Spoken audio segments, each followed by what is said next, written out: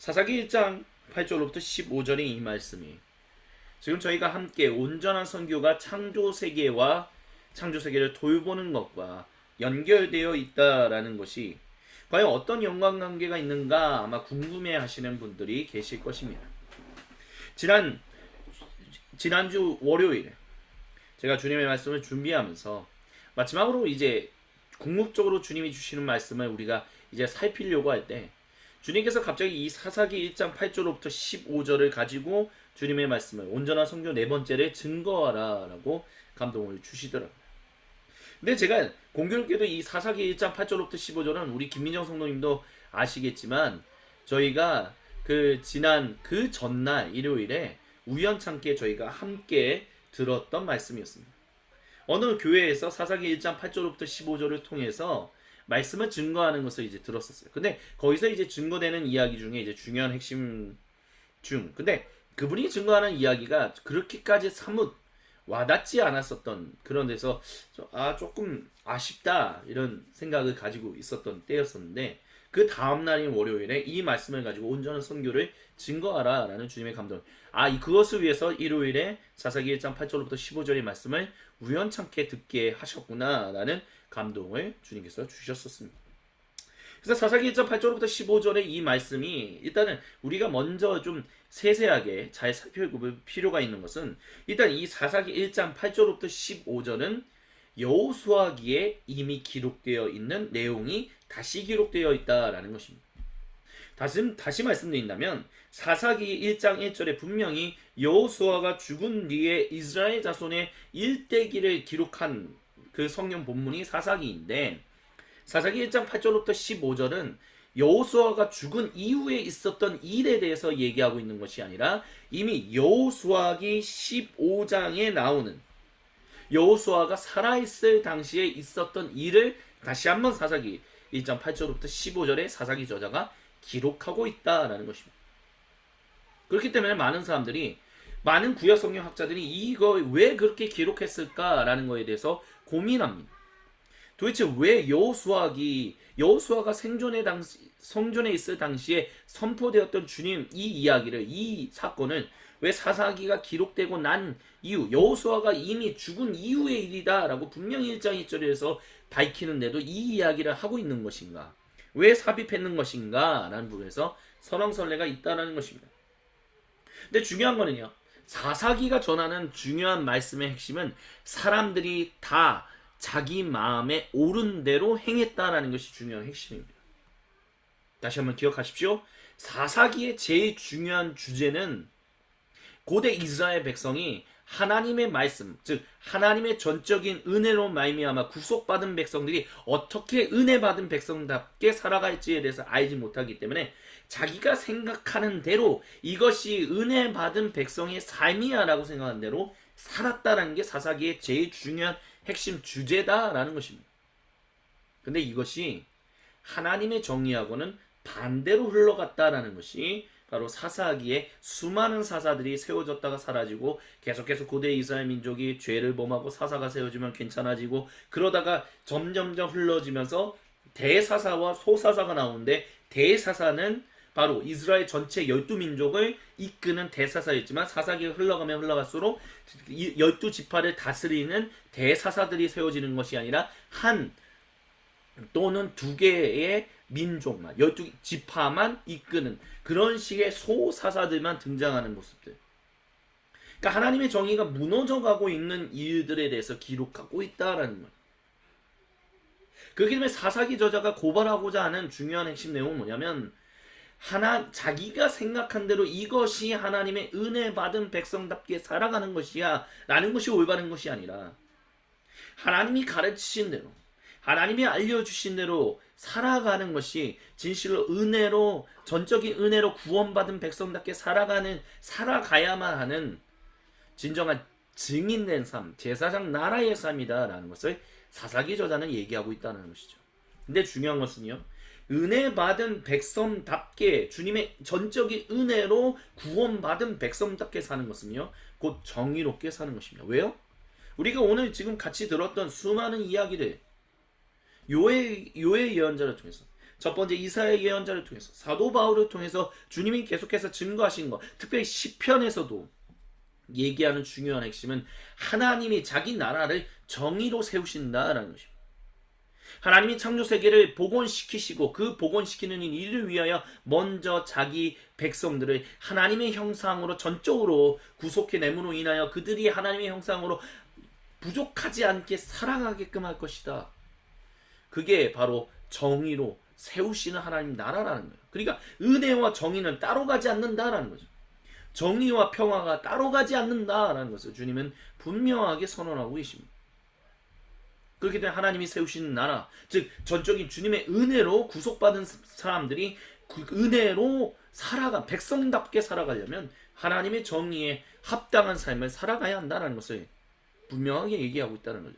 근데 사사기는 그렇지 않았다는 것을 얘기한다는 거예요. 그게 사사기의 전체 주제라면 그럼 오늘 사사기 1장 8절부터 15절에 이미 여호수아가 생존해 있을 당시에 있었던 일이 왜 사사기의 첫 스타트에 들어가 있는지에 대해서 함께 살펴보기를 간절히 소망합니다. 결론부터 말씀드린다면 주님께서 자기 사사들을 세우실 때는 하나님의 정의에 입각한, 그래서 고대 이스라엘 백성에 매여 있지 않았던 사람들, 고대 이스라엘 민족이 점점점 하나님으로부터 멀어져서 자기들이 생각하는 대로 하나님, 이것이 하나님을 섬기는 방법이야 라고 생각했던 그대로 살아가지 않는 사람들을 하나님께서 온전히 하나님 정의에만 사로잡혀 있는 사람에게만 그들을 사사로 세우신다는 것을 보여주기 위하여 이 성경 구절을 얘기하고 있다는 것이죠. 왜요? 사사기의 첫 번째 등장하는 대사사가 바로 온니엘이기 때문에 그렇습니다. 온니엘, 우리가 그가 누구냐라고 했을 때 갈렙의 사위라고 얘기할 수 있다라고 볼 수 있다는 거죠. 근데 중요한 거는요, 우리가 또 기억해야 할 것 중요한 것은요, 고대 이스라엘 백성, 즉 사사기에 나오는 고대 이스라엘 백성들이 하나님으로부터 점점점 멀어졌다라고 얘기하는 것이 우리가 생각했을 때 이 하나님을 예배하는 것을 등한시하고 가지 않고 우상만 섬겼다 이런 식으로 생각하시면 곤란합니다. 사사기는 끊임없이 우리가 고대 이스라엘 백성들이 하나님 앞에서 우상 숭배했다는 것을 하나님을 예배하지 않고 우상만 숭배했다는 식으로 우리는 너무 이분법적으로 너무 이렇게 극명하게 갈려서 하는데 그거는 틀린 얘기예요. 그건 틀린 지식입니다. 잘못된 지식을 가지고 있는 거예요. 사사기 때부터 고대 이스라엘 백성이 하나님을 온전히 예배하는 것을 등한시했다는 것은 하나님을 예배하는 것을 안 했다는 것이 아니라 하나님을 예배하는 것만큼 가나안 민족의 우상들을, 이방신들을 동일하게 섬겼다, 동일 선상에 놓았다라는 것이 바로 예배입니다. 그들이 하나님 앞에서 멀어졌다는 것에 대한 핵심이다. 그들이 하나님을 예배하지 않았다는 것이 아니라 하나님을 예배하는 만큼 다른 것도 하나님과 동급으로 여겼다는 것이 우상숭배다라는 거예요. 그렇기 때문에 그들이 하나님으로부터 멀어졌다는 거예요. 하나님의 정의에 입각한 삶을 살아가지 않고 가나안 민족의 그 신들이 얘기하는, 가나안 민족들이 얘기하는 그 정의에 자기의 귀가 열려서 하나님의 정의와 가나안 민족의 정의를 짬뽕시켜서 살았다라는 거예요.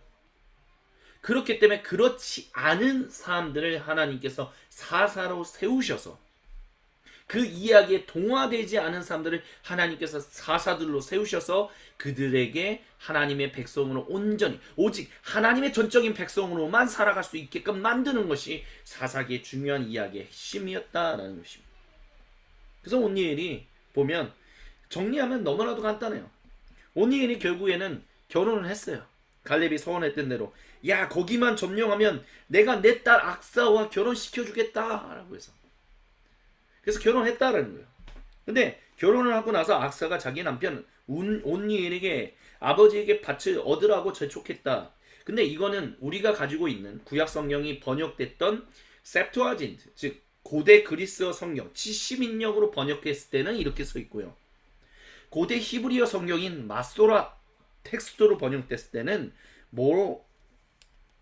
그리고 또한 70인역 사본 가운데는 반대로 어떻게 얘기하냐면 온니엘이, 즉 아내인 악사가 온니엘에게 아버지한테 가서, 장인어른한테 가서 밭을 더 달라라고 하지 않고 온니엘이 오히려 딸에게 자기 아버지니까, 당신 아버지니까 밭 좀 더 달라고 좀 얘기해달라, 뭐 이런 얘기가 오고 갔다라고 이제 그렇게 얘기를 해요. 근데 어찌됐든 밭을 더 달라라는 얘기는 뭔가 이제 독립하는 거잖아. 창세기 저자에 사람이 한 남성이 장성하여 한 여성과 장성한 여성과 결혼하면 부모 곁을 떠나서 새로운 가정을 이루어서 새로운 독립적인 공동체를 형성하라라는 게 그것이 하나님께서 창조하신 사람의 그 남성과 여성의 아름다운 하나됨에 대한 모습인데 그래서 지금 온니엘과 악사가 그 말씀과 비슷하게 지금 이제 독립해서 새로운 가정을 꾸리러 가는데 지금 보니까 어떻게 됐든 그들이 그들의 삶을 걱정할 수밖에 없는 상황 가운데 놓이게 되었다는 것을 보게 된다는 거야. 악사가 온니엘에게 얘기했던 온니엘이 악사에게 얘기했던 뭔가 지금 삶이 이대로는 못 살 수 있겠다라는 두려움이 왔었다는 거예요. 그래서 악사가 나귀에서 내려서 갈렙이 딸에게 뭐 더 필요한 것이 있니? 라고 물으니까 악사가 대답하는 게 제 부탁을 들어주십시오. 중요한 핵심은 메마른 땅을 주셨다라고 얘기해요. 메마른 땅. 척박한 땅을 주셨다는 거야. 물이 항상 나오는 흐르는 그런 땅이 아니라 물이 어쩌다가 나올 수 있는 어쩌면 안 나오 거의 안 나오는 그런 땅을 줘서 그 땅에서 살라라고 지금 갈렙이 그들을 보내고 있다라는 거예요. 그러다 보니까 아버지 이렇게 되면 저희 진짜 이 땅에서 못 삽니다. 어떻게 하라고? 샘 몇 개만이라도 좀 주십시오. 그러니까 샘이 솟아나서 거기서 물을 길러서 우리가 밭을 일구고 그래서 우리가 살 수 있게 해주십시오. 이대로 가는 건 우리는 못 삽니다. 그래서 결국에는 딸에게 윗샘과 아랫샘을 주었다라고 이야기를 하고 있습니다. 근데 이제 이 8절을 보면 유다 조선이 예루살렘을 치고 점령한 뒤에 근데 우리가 지금 또 지정학적으로 보면 예루살렘은 굉장히 높은 산악 지형에 지금 위치해 있어요. 근데 그곳을 차지하고 난 다음에 유다 자손이 산간 지방과 네게부 지방과 낮은 지대, 즉 예루살렘 이후에 이 낮은 지대로 갔다라는 거예요. 거기를 이제 장악했다라는 거예요. 장악을 했는데 그 뒤에 우리가 읽지 않았지만 1장 16절로부터 21절에 보면 모세가 명령한 대로 또는 여호수아가 명령한 대로 예루살렘에 있는 모든 민족을 물리치지 않았다라는 이야기를 해요. 즉 가나안 민족을 다 몰아내라 라고 분명하게 얘기했는데 가나안 민족은 남겨놓아서 자기들을 섬기는 사람으로 그래서 함께 교류하게끔 이 유다 자손이 일했다라는 거예요. 그러므로 인하여 결국에는 어떠한 일이 벌어지게 되었느냐, 이 유다 자손 또 고대 이스라엘 민족이 하나님만을 예배하는 것이 아니라 가나안 민족의 이방신들도 하나님과 동급으로 예배하게 되는 일들이 결과적으로 벌어지게 되었다. 뭘 안 함으로 인해서 가나안 민족을 완전히 몰아내지 않음으로 말미암아 즉 하나님이 모세와 여호수아를 통해서 하신 말씀을 그들이 온전하게 따르지 않음으로 말미암아 결과적으로는 안타까운 일이 일어나게 되었다라는 것을 얘기하고 있다는 거예요. 근데 그 중간에 여호수아기에 있었던 그 이야기를 토대로 온니엘이 이제 이후에 사사로서 부름받게 되는데 그가 사사로서 부름받을 수 있게 되었던 중요한 이유는 바로 온니엘과 악사가 결혼하여 가게 되었던 그 땅, 척박한 땅, 메마른 땅, 즉 다른 말로 한다면 다른 고대 이스라엘 민족이나 다른 가나안 민족이 거들떠보지 않는 그곳에 그들이 거주하게 됨으로 말미암아 결과적으로는 아이러니하게도 온니엘과 악사와 그들은 다른 이스라엘 민족 즉 유다 자손하고는 다르게 이 다른 이스라엘 민족 유다 자손이 가나안 여부스 민족과 동화되는 일로부터 자유로울 수 있었다는 거예요. 하나님이 그들을 그렇게 이끄셨다는 거예요. 즉 온니엘과 악사는 이대로 갔다가는 큰일 나겠네. 내가 어떻게 살지? 라고 생각해서 샘 몇 개라도 주셔서 제가 그 샘물을 해서 그러니까 도저히 앞날의 생존을 걱정하고 있는 그런 척박한 땅을 보내서 야 이거 큰일 났다 라고 했던 그것이 오히려 그들의 인생에 하나님이 주신 복이 되었다라는 그럼으로 인하여 온니엘이 사사로 세워지는 것이 합당했었다는 것을 사사기 저자는 얘기하고 그 뒤에 이어서 계속해서 사사들은 적어도 기드온이라는 사사가 등장하기 전까지는 그들이 참으로 올바르게 다른 이스라엘 민족들과 다르게 동화되지 않고 오직 하나님만을 경배하는 온전한 사람이었기 때문에 사사가 될 수 있었다는 것을 얘기하고 있다는 거예요.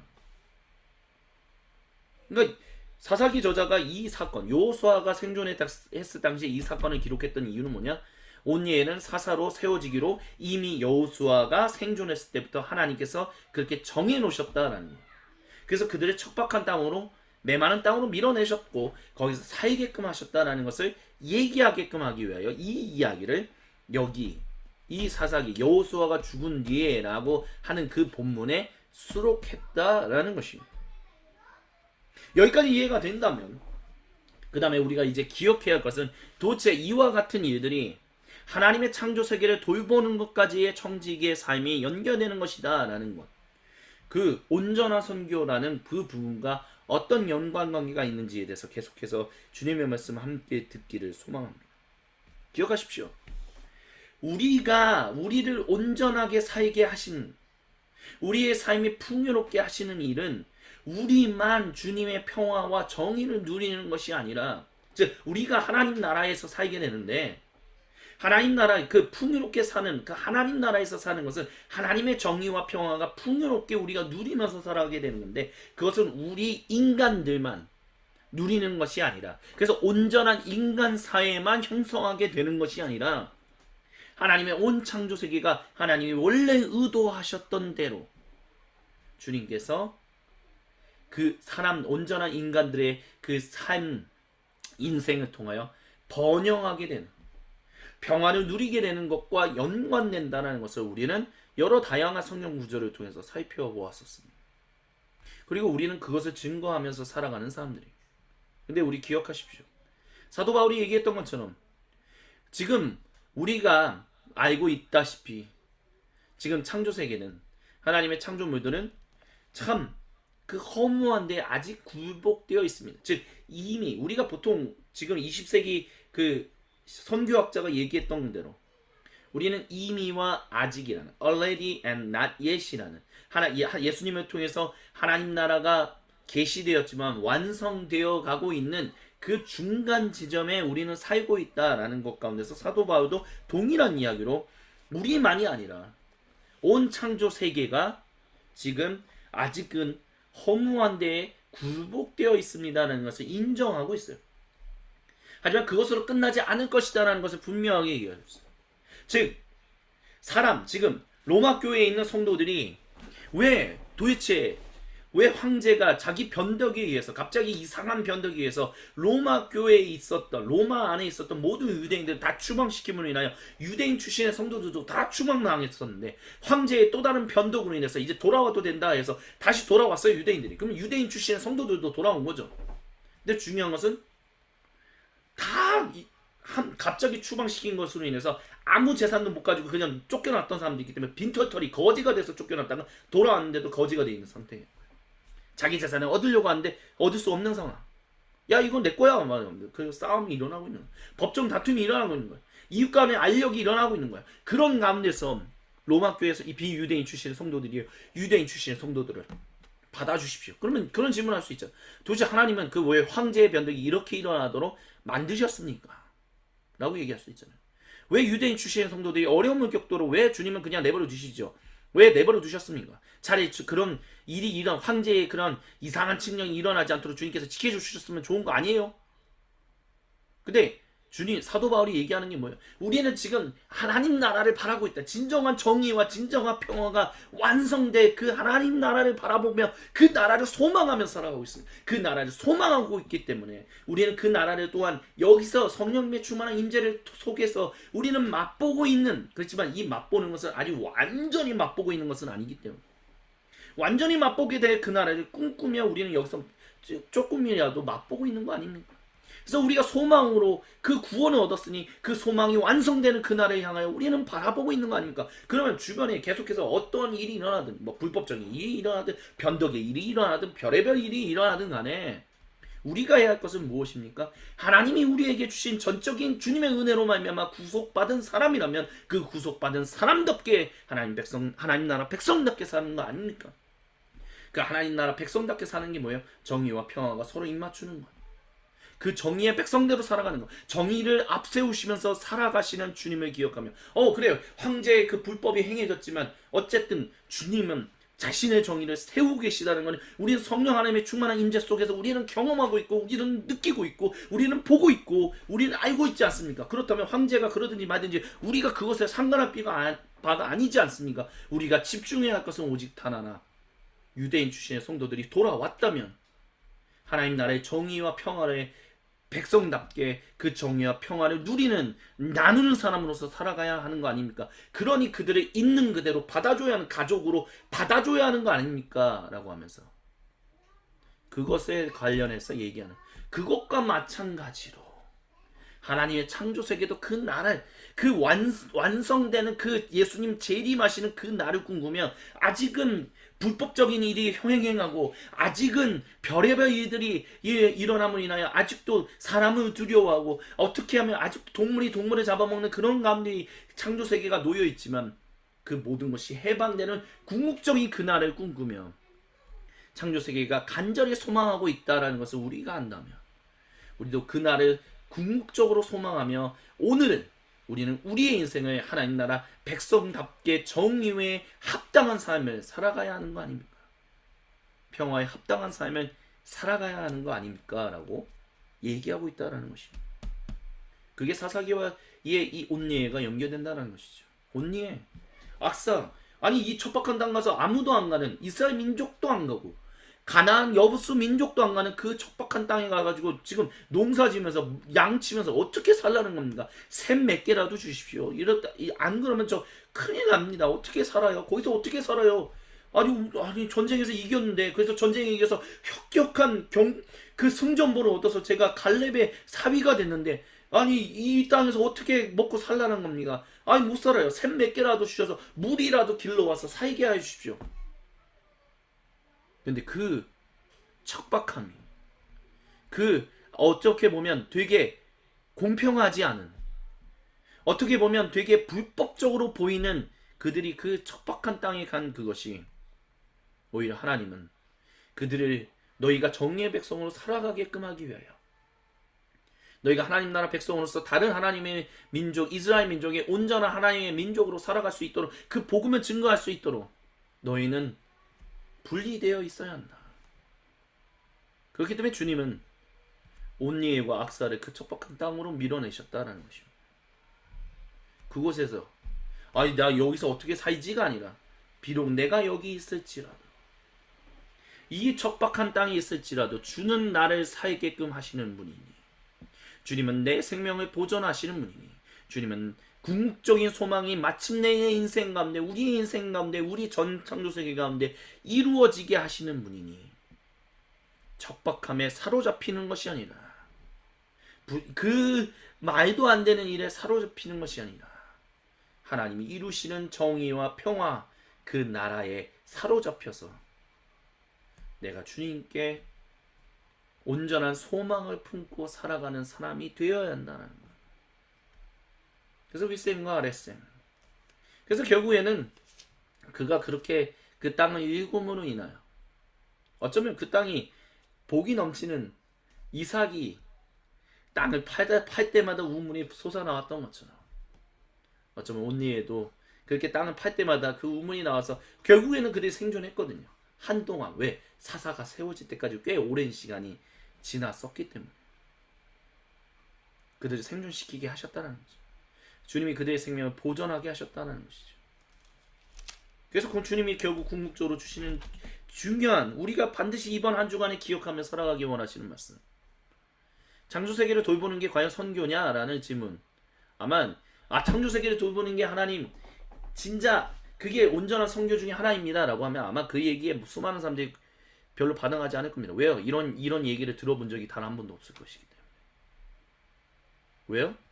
하나님이 행하시는 모든 거룩한 일들은, 하나님이 행하시는 모든 생명을 낳는 일들은 반드시 창조세계까지 뻗치고 있는 그 성경 말씀을 그들은 전혀 아직 이해하지 못하고 있기 때문에, 그게 정의와 평화가 입을 맞추고 하나님의 정의가 앞서가며 그 하나님의 정의와 평화 가운데서 풍족한 삶을 누리는 우리만 누리는 것이 아니라 하나님의 창조세계까지 누리게 된다는 그와 같은 예언자들의 이야기를 그리 주목해 본 적이 없기 때문에 아직도 수많은 사람들이 온전한 성교는 하나님의 창조세계를 돌보는 것까지 그래서 우리가 어느 삶의 상황에 처하든 그곳이 내가 있을 곳이요. 거기가 가장 복된 곳이요. 그래서 내가 거기서 복을 누리게 된 것은 나만 복을 누리는 것이 아니라 모든 사람들이 복을 얻을 것이고 온 창조 세계가 주님의 복을 얻을 것입니다. 왜? 완성되는 그날을 위하여 내가 주님의 증인으로서 일하고 쉬며 인생을 살라라고 주님이 거기로 보내신 것이기 때문에. 그렇기 때문에 온전한 선교는 그 하나님의 선교에 하나님의 백성으로서 온전히 참여하는 것이다 라는 것을 주님 우리가 분명하게 알기를 간절히 원하고 계시다라는 것입니다. 이런 하나하나의 이야기들, 이런 하나하나의 성경 말씀 가운데 우리가 깊이 생각해 보지 않고 그냥 흘러가듯이 읽어왔던 그 구절들, 잘못 읽었다라는 것이 아니죠. 너무 주목해 보지 않고 읽어왔기 때문에 우리는 그동안 온전한 선교가 무엇인지에 대해서 잘 이해하지 못하고 있었을 뿐입니다. 하지만 이제 들었다면, 이제 알았다면 이제 우리는 그렇게 살아야 합니다. 사도 바울이 그래서 주님 안에서 한 가족이 된 것이 얼마나 중요한 것인가라는 부분. 당연히 온 가족이 된 것이 중요하죠. 한 가지만 얘기하면서 말씀을 마치고자 합니다. 얼마 전에 어저께 본 동영상입니다. 올리버 샘이라는 분이 이제 한국에서 영어 강사를 하시다가 한국 분하고 결혼하고 이제 미국에 가서 이제 텍사스에서 사는데 그런 유튜브 동영상을 최근에 올렸어요. 왜 미국인들은 잔디를 이렇게 키우는 일에 열광할까? 왜 이렇게 사로잡혀 있을까? 근데 그 얘기를 이렇게 쭉 풀어가는데 중요한 핵심은 이거예요. 잔디는 아무런 쓸모가 없는 땅이다라고 얘기해요. 근데 미국에 잔디가 심어 있는 모든 땅을 다 합하면 대한민국보다 더 크다라고 합니다. 근데 그럼에도 불구하고 이 잔디를 계속해서 심고 물을 뿌리고 농약을 뿌리고 아무런 먹을 것을 거둘 수도 없는데도 불구하고 그렇게 하는 이유는 단 하나. 그 잔디를 통해서 무슨 뭐 동식물이 뭐 지나가서 뭐 먹고 거기서 뭐 생존하면서 살기 위해서 그게 아니라 내가 미국에 있어서 이 잔디를 심는 문화가 영국에서 넘어왔다라고 하더라고요. 근데 영국에 그 잔디를 돌보려면 누가 해야 합니까? 넓은 잔디를 돌보려면 결국은 상류층에 잘 사는 사람들이 하는 거죠. 그러니까 잔디 못 쓰는 땅이 많다는 거는 잔디를 심어놓은 못 쓰는 땅이 많다는 것은 그만큼 내가 부자다라는 것을 증명하는 것이었다라고 얘기를 해요. 그게 그대로 미국으로 건너와서 잔디를 심는 일들이 많이 일어나는데 그게 바로 내가 미국에서 그래도 중산층으로 사는 거야. 나 그래도 어느 정도 사는 사람이야 라는 레벨을 드러내는 것이 바로 잔디가 있느냐 없느냐로 갈리기 때문에 수많은 미국 사람들이 이제는 초이스가 없이 모두가 다 잔디를 심는다. 특별히 하우스에 사는 사람들은 다 잔디를 심는다는 것입니다. 여러분 그런 이야기를 볼 때마다 대한민국은 다른 나라에 비해서는 좀 하나님의 창조 세계를 잘 돌보지 못하는 것 같아요. 그래도 잔디가 심겨져 있는 뭐 영국이나 뭐 북미권은 좀 그래도 깨어 있는 그리스도인들에 있어서 좀 창조 세계를 좀 돌보고 그러는 거 아닐까? 전혀 아니다라는 것을 우리가 알 수 있다는 거죠. 결국 우리의 입맛에 맞춰서 우리는 아직도 우리의 필요, 우리의 어떤 단순히 먹고 사는 문제를 뛰어넘은 내가 어떤 사람인가를 드러내게끔 하기 위하여 우리는 하나님의 창조 세계를 이용할 때가 사용할 때가 남용할 때가 굉장히 많습니다. 근데 그게 하나님의 백성인 하나님 나라 백성으로서 살아가는 삶이 아니다라는 것을 주님은 분명하게 선언하고 계시다라는 것입니다. 그것을 말할 수 있어야 한다는 거죠. 그것을 전할 수 있어야 한다는 거예요. 그것을 온전히 그게 아니다라는 것을 왜 아닌지를 알려야 할 필요가 있다는 것을 주님은 우리에게 분명하게 말씀하고 계십니다. 언제까지 우리는 성경을 그저 나 한 명의 개인 영혼 구원 또는 사회적인 정의가 세워지는 이렇게 분리되어 있는 그런 식의 얘기에만 사로잡혀서 성경을 읽고 성경을 내 마음속에 받아들이고 살아가려고 하십니다. 이제는 온전한 선교가 세워져야 하는 때다라고 주님은 이 작디 작은 소금빛 교회 그 성도들도 한국과 또한 다양한 나라로 섞여 이렇게 흩어져 있는 이 작은 교회 공동체에 계속해서 말씀을 증거하고 계십니다. 왜요? 당신 너희를 통해서 세상이 알게 하라. 너희를 통하여 주님의 모든 몸된 교회가 알게 하라. 온전한 선교는 반드시 창조 세계를 돌보는 일, 온전하게 하나님의 정의와 평화가 뿌리내리게끔 하는 일까지 그것을 증거하는 것까지 포함되어 있다는 것을. 그래서 우리가 지난 3시간 동안 온전한 선교는 진정한 인간 사회를 세우는 것이다 라는 것을 얘기했고, 오늘 그리고 다음 주에 창조 세계를 돌보는 것이다 라는 것을 얘기하고 있다는 것입니다. 그리고 우리는 그 다음 창조절부터 우리는 왜 우리가 도대체 무슨 존재인데 우리가 온전한 인간 사회를 세워야만 하고 왜 우리가 온전한 창조 세계를 돌보는 사람들이 되어야 한다라고 얘기하는 거. 도대체 우리가 누구길래? 그리스도인이 누구길래? 예, 우리는 예수님의 성육신하신 존재이신 것을 믿음으로 고백하는, 그래서 그분의 성만찬에 참여하는 성내전적인 존재이기 때문에 그렇습니다. 그래서 우리는 창조절에 우리가 어떠한 존재로 완전히 변화될 것인가라는 것, 그것을 보여주는 분명한 신호고 사인인 성내전이라는 성만찬이라는 그 성만찬에 참여하는 존재가 무엇인지에 대해서 분명하게 우리는 이제 주님의 말씀을 살피게 될 것입니다. 주님께서 사랑하시는 모든 형제 자매 여러분, 잊지 마십시오. 아유, 여기 지금 전 세계 여기저기 뿔뿔이 흩어져 있는 우리 같은 사람들한테 왜 이런 말씀을 주시죠? 바로 당신이 여기 이 공동체에 속해 있게끔 주님이 부르셨기 때문에, 예, 척박한 교회 공동체입니다. 뭐 하나 제대로 갖춰져 있는 곳이 없는 척박한 곳이에요. 아, 여기서 내가 내 신앙생활 제대로 할 수 있을까 고민하게 되는 곳이 소금빛 교회입니다. 맞아요, 맞습니다, 아멘입니다. 네, 우리를 그곳으로 보내신 이유는, 우리를 이곳으로 부르신 이유는 여기가 가장 복된 곳이기 때문에 주님이 부르셨다는 거예요. 이 척박한 곳에 우리가 신앙생활 제대로 할 수 있을까? 생존할 수 있을까? 아니요, 주님이 당신을 생존하실 수 있게 하시기 때문에 생존하게끔, 그래서 생존을 넘어서 오히려 온전한 주님의 몸된 교회들이 온전한 교회 공동체들로 세워지게끔 하기 위하여 당신들을 사사로 세우시기 위하여. 너무 어버성설인가요? 주님이 당신들을 거룩하게 구별하는 이 척박한 곳을 부르셨다는 것입니다. 내 척박한 곳이 있기 때문에 아이고, 나는 생존할 수 없어. 아, 어디 다른 곳에 계속 가야지. 아이고. 예. 지금까지 있었던 수많은 교회 공동체원들이 그와 같은 생각들이 있었기 때문에 그들은 이곳을 떠났었고, 그들은 다른 주님의 몸된 공동체에서 주님의 복을 누리고 있죠. 하지만 이곳에 계속 남아있게 하시는 이유는 단 하나. 거기 교회 공동체에서 누리는 게 아니라 진정한 사사대 온리에처럼 각자 자기가 생각하는 대로 옳은 바대로, 그게 하나님 나라의 정의다라고 얘기하는 그것이 아니라 성경이 얘기하는 대로 온전한 그 정의를 증거하라는 그 백성으로 살아가라라고 주님이 부르고 계시기 때문에 지금 이 척박한 곳인 소금빛 교회 공동체에서 우리는 함께 주님의 거룩한 몸을 이루고 있다라는 것입니다. 잊지 마십시오. 선교는 예수님 믿으시고 구원받으십시오 만이 아니라 예수님 믿으시고 사회 정의가 온전하게 일어나도록 당신 인생을 바치십시오 만이 아니라, 그 진정한 인간 구원받은 하나님 형상을 회복한 사람들이 하나님 형상의 그 하나님 나라 백성으로서 온전한 인간 사회를 구축하고 창조 세계를 돌보는 것까지 포함된 것이다라는 것을, 그게 주님이 우리에게 말씀하고자 하시는 분명한 온전한 선교다라는 것을 우리가 기억하며 이번 한 주간을 주님과 함께 온전하게 살아가실 수 있기를 주님의 이름으로 간절히 부탁을 드립니다.